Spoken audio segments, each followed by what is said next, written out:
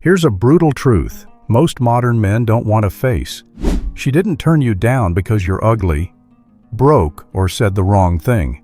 She turned you down because your energy told her everything before you even opened your mouth. You walked in like a man asking permission to exist in her life, instead of a man who already has an entire world of his own and is simply inviting her in. That limp handshake, those waiting eyes, those recycled questions she's heard from 100 other guys, all of it sends one unspoken signal. I don't know who I am, and I need you to define it for me. Sounds harsh, right? But this is the truth. Society never taught you. Women don't walk away because you're not good enough. They walk away because they can feel you can't even lead yourself. And if hearing this stings good, that means you still have a chance to wake up. Because right now, I'm about to show you the real reason men lose attraction before the first second even ends, and exactly how to take it back. Most men think that to start a conversation, they need to ask something polite. What do you do? Where are you from? How's your day? Sounds respectful, right? But to a woman, those questions might as well be a siren blaring. Here's another guy expecting me to carry this conversation. Why? Because women, especially the attractive ones, have heard those same lines 100 times from men who all carried the same energy, shaky, hopeful, and waiting for her to make the moment less boring. And in that instant, you've handed her the steering wheel. You've made yourself the guest, not the host. The harsh truth is, these women aren't measuring you by every single word you say. They're scanning you like radar from the very first second. They're reading your body language, your tone, your eyes, even your breathing. Their subconscious is asking, will this man stand firm if challenged, or will he fold just to keep me happy? If the answer feels like he needs me to like him to feel safe, she'll lose interest before you even finish your second sentence. And here's where most guys mess it up. You think you're being polite or friendly, but what you're really doing is broadcasting a request for approval. Attraction doesn't come from asking the right question. It comes from creating an atmosphere she wants to step into. Picture two scenarios. Scenario 1, you say, "So what do you do?" She answers, and both of you scramble to find the next line. Scenario 2, you walk in and say, "I like the vibe here." Feels like a scene right after a storm calm, but with something about to happen. Now she's not just hearing words, she's feeling the setting you just painted. She's suddenly inside a story you control. The difference, in the second scenario, you're not asking to be part of her world. You're showing her yours and inviting her in. The problem is, most men have never been taught how to build that kind of presence. Society trains them to be the nice guy, always agreeing, always avoiding conflict, always hoping someone else will make them feel valuable. But women don't look for a nice guy to give their heart to. They look for a man with a backbone, someone who stands steady in uncertainty and leads the moment with his own energy. And this isn't about acting or being arrogant. It's about standing on your own 2 feet with a calm that doesn't need to prove itself. When you speak, you're not fishing for a reaction, you're creating one. Try this next time. Instead of asking, "Do you like this song?" say, "This track feels different at night," kind of like the opening scene of a movie you know is about to get intense. She might agree, she might disagree. Either way, you started with emotion, not permission. Once you learn to do this, you'll notice a strange shift. Women begin to lean on your energy instead of you leaning on theirs. And when that happens, conversations stop feeling like interviews. They start feeling like invitations into a world she's never seen before. Have you ever heard this saying, women don't fall in love with what you say, they fall in love with how they feel when they're around you? It's more true than you think. When a woman meets you, she's not pulling out a checklist to see how tall you are, how much you make, or whether you said the smartest line in the room. She's sensing your life energy, and that energy is revealed in how you respond to the world. Here's where a lot of men shoot themselves in the foot. They fear conflict like they fear losing their credit card. She says, "I don't really like this place," and instantly he switches sides. "Yeah, you're right. This place isn't that great." He thinks he's being cooperative, But what he's really done is trade her respect for a polite smile. Women are not looking for a doormat that nods at everything. They want a man who can hold his ground even when his opinion isn't the one she wants to hear. Because attraction doesn't come from perfect agreement, it comes from emotional tension. And tension is not the enemy. Tension is the spark. It's the electricity that makes a moment feel alive.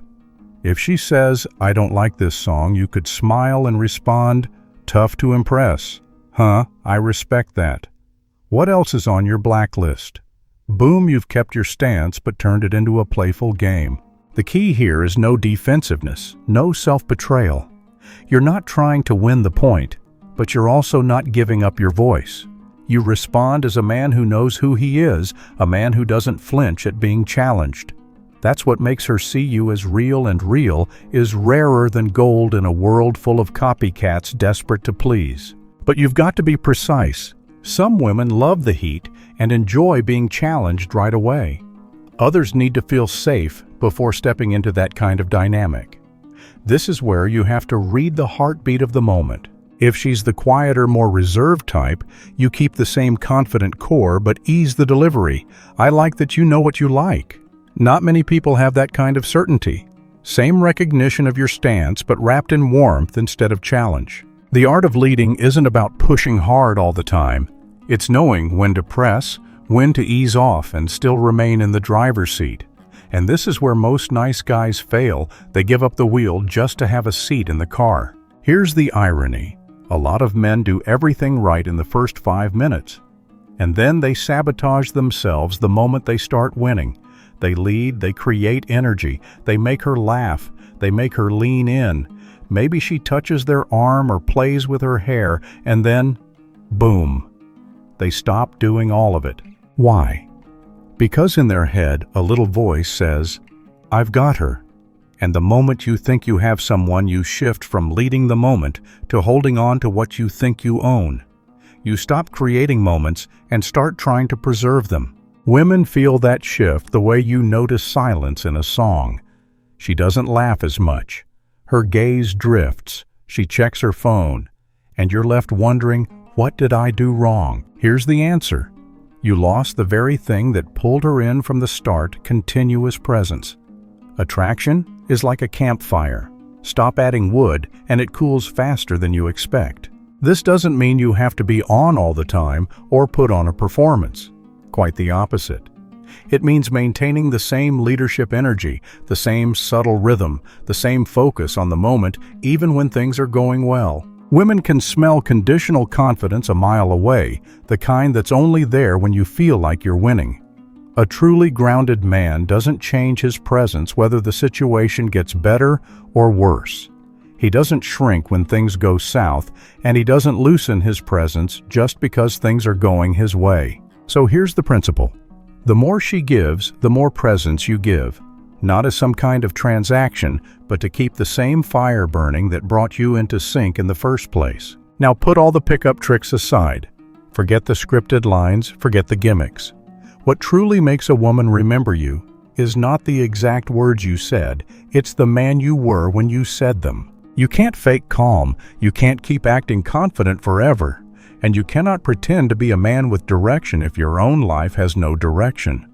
Women, especially the perceptive ones, can sense it the way you can smell rain before it falls. She's not looking for someone who will drop his own life at the first sign of her attention. She's looking for a man already living a life with meaning, and if she fits into that life, she will choose to step into it. That's why men need to build inner strength before looking for someone to love. Be the man who can feel at peace even when he's alone. The man who doesn't seek validation like a child reaching for his mother, but offers his presence as a gift. The man who can listen without bowing his head for permission to exist. The man who can invite without begging. And here's the bottom line. When you live this way, you're not making women like you. You're giving them an experience they cannot forget. If you've made it this far, and something inside you feels struck, that part of you that's been silent for too long, that's endured rejection, drift, and disconnection, then treat this as your wake-up call. No one is coming to save you. Not a woman, not the system, not even this video. But you can save yourself by stepping back into the position you were never meant to abandon the man who leads his own life. Let go of the need for approval. Let go of the fear of losing someone. Start laying each brick for the strongest version of yourself, not to prove anything to the world, but so you can look in the mirror and know, I am proud of this man. If this has woken something up in you, don't keep it to yourself. Share it with another man who's been sleeping. Because each man who wakes up creates a chain reaction this world desperately needs. And if you want to go deeper, not as a fan, but as an ally on the same path, stay here. Subscribe so you don't miss the tools, the perspectives, and the truths that will sharpen the man you're becoming. Because you were never born to beg for affection. You were born to be the source of it.